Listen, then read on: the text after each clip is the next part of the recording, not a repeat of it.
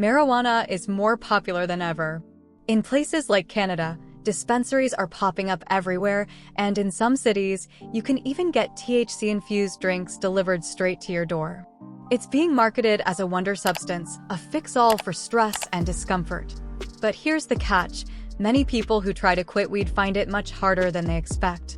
Today, we're diving into what really happens to your body when you decide to quit. Trust me, it's more than just a case of I miss being high.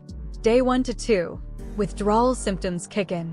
When you stop using marijuana, withdrawal symptoms can begin within the first 48 hours.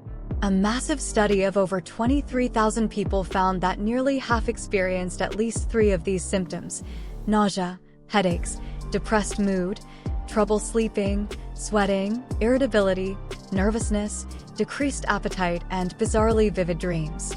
Sound fun yet? Here's the kicker. The severity of these symptoms depends on how much weed you've been consuming.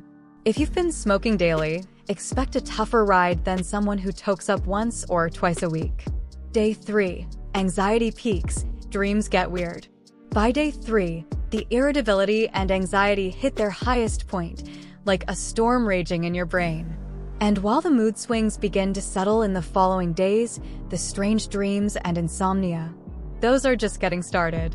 Some researchers now believe that heavy marijuana use might actually create intrinsic sleep problems. Irony alert. The thing many use to relax ends up wrecking their sleep cycles in the long run. Day 4. Brain reboot begins. Now for some good news. By day 4, your brain starts to recalibrate.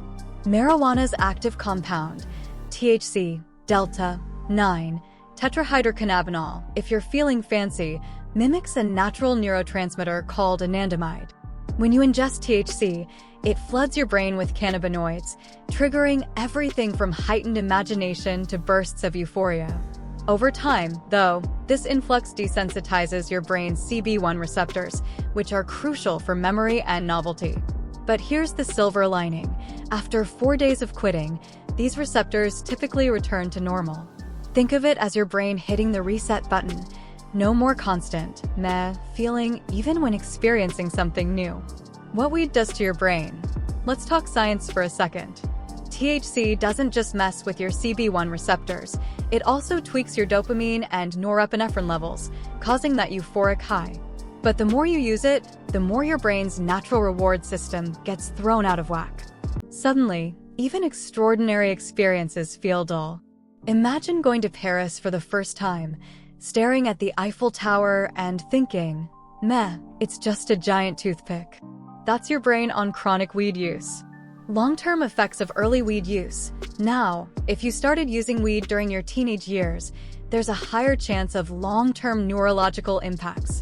Research shows that heavy marijuana use in adolescence, that's when your brain is still developing, can lead to lasting changes in how your neurons function. And, well, I can't ignore the science. Smoking weed as a teen may have done more harm than realized. Days 5 to 7. The breaking point. Statistically, days 5 to 7 are when most people attempting to quit marijuana relapse. Why? Because withdrawal symptoms are at their most relentless. The cravings, combined with social, psychological, and physical challenges, can make this period feel impossible to endure. For heavy users, that's those who've consumed daily for years, this phase is often the biggest hurdle.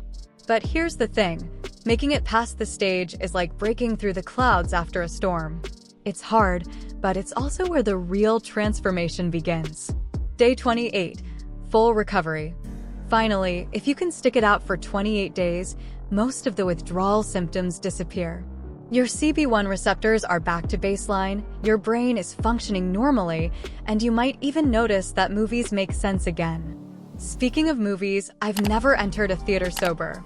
For me, it's all about the popcorn, gummies, and nachos.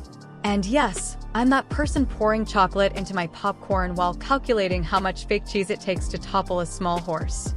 So, should you quit weed? That's entirely up to you. My goal isn't to shame or preach, but to educate. Quitting marijuana is harder than most people think, and understanding what your body goes through can help you make an informed decision. Maybe you're not ready to quit today, and that's okay.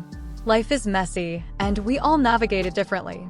If you're curious to learn more, Don't forget to subscribe for more videos, and as always, stay curious. Peace.